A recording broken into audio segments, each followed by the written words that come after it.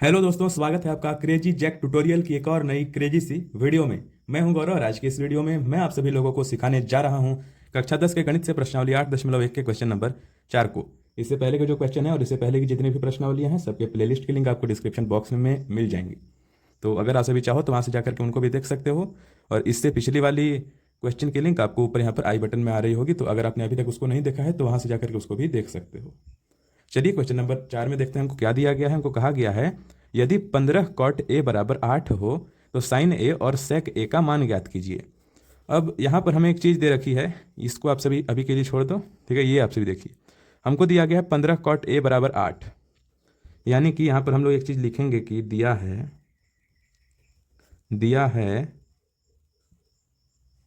क्या दिया है कि 15 कॉट ए बराबर 8, ठीक है। ये चीज़ हमको दी गई है। अब इससे हमको लोग क्या करेंगे, जैसा कि ये जो आपको चीज़ है अगर ऐसे नहीं समझ में आ रहा तो इसको आप सिर्फ इस तरीके से देखो। ये देखो आप सिर्फ 15x बराबर में 8, तो इसको आप सिर्फ कैसे सॉल्व करते, x बराबर में 8 बटे में 15, ऐसे सॉल्व करते हैं ना। तो अब इसी प्रकार से इसको आप सभी छोड़ देना, ये अपना अलग चीज़ें मैंने सिर्फ समझाने के लिए की है, आप सभी इधर का लिखना।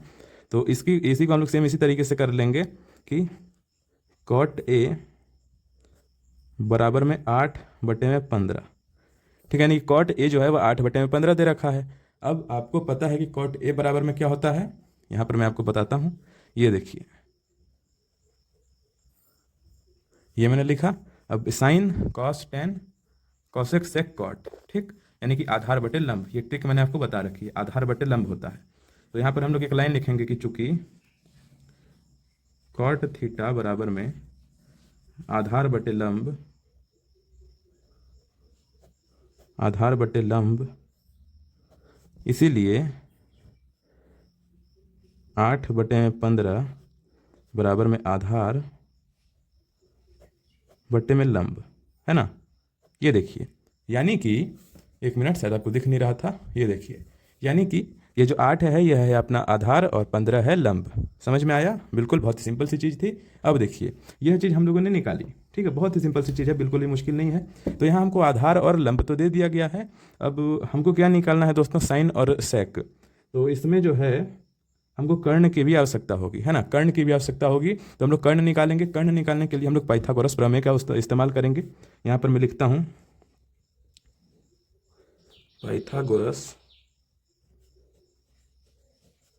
पाइथागोरस प्रमेय से। अब पाइथागोरस प्रमेय, जैसा कि हमको कर्ण निकालना है, तो कर्ण आपको पता है किसी भी त्रिभुज की सबसे बड़ी भुजा होती है। तो यहाँ पर हम लोग लिखेंगे कि कर्ण बराबर में क्या होगा, अंडर रूट इन दोनों को जोड़ करके स्क्वायर करेंगे अंडर रूट के अंदर, यानी कि आधार का स्क्वायर मैं ऐसे लिख दे रहा हूँ, आप सब चाहो तो पूरा भी लिख सकते हो, एक मिनट, ठीक है, इस प्रकार से, और प्लस में लंब का स्क्वायर। ये चीज़ आपको करनी है, ठीक है। आइए फटक से यहाँ पर हम लोग वैल्यूज तो हमारे पास हैं ही आधार और लंब के, तो फटक से हम लोग रख करके और इसको ज्ञात कर लेते हैं, ठीक है।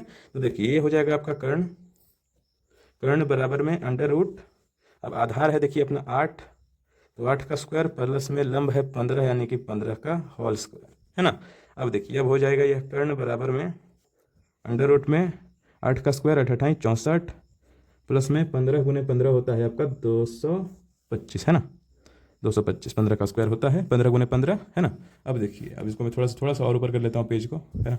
अब देखिए, यहाँ पर यह बराबर में होगा अंडर रूट, जोड़ लेंगे 5 4 9 और 6 2 8 और 2 289।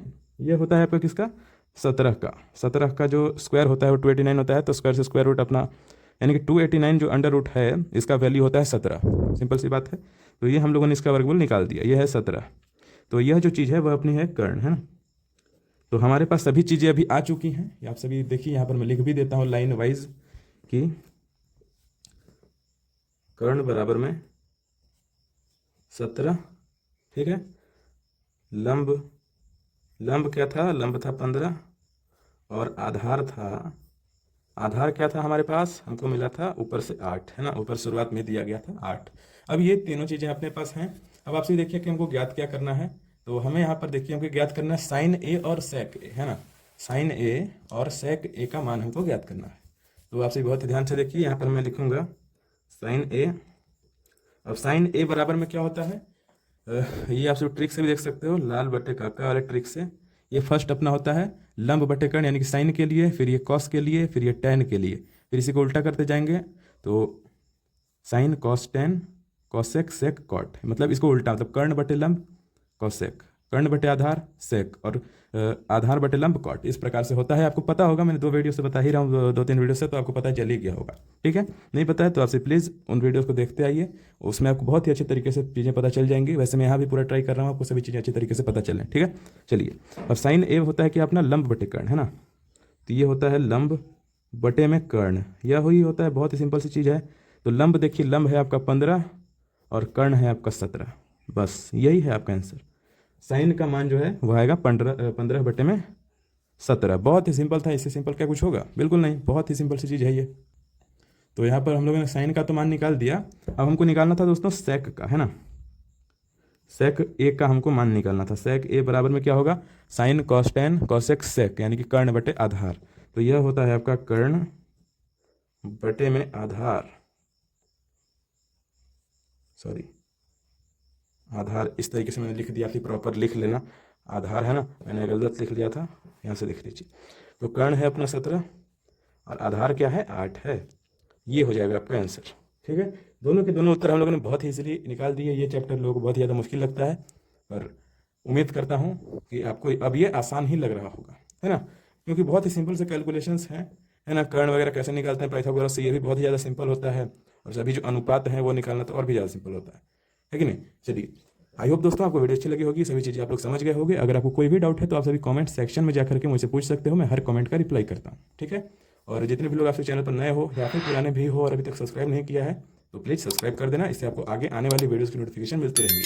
अगर नोटिफिकेशन नहीं चाहिए तो सिर्फ सब्सक्राइब तो कर ही देना, है ना। नोटिफिकेशन को ऑफ करो चाहे ऑन करो, सब्सक्राइब कर देना, क्योंकि सब्सक्राइब करते हो तो आपके सब्सक्रिप्शन में ऐड में हो जाता हूँ, वहाँ से अभी आप सभी डायरेक्टली जाकर के देख सकते हो, तो आपको आसानी होगी और मुझे भी थोड़ा अच्छा लगेगा। ठीक है, चलिए दोस्तों, मिलते हैं अगली वाली वीडियो में अगले वाले क्वेश्चन के साथ। तब तक के लिए जय हिंद, वंदे मातरम।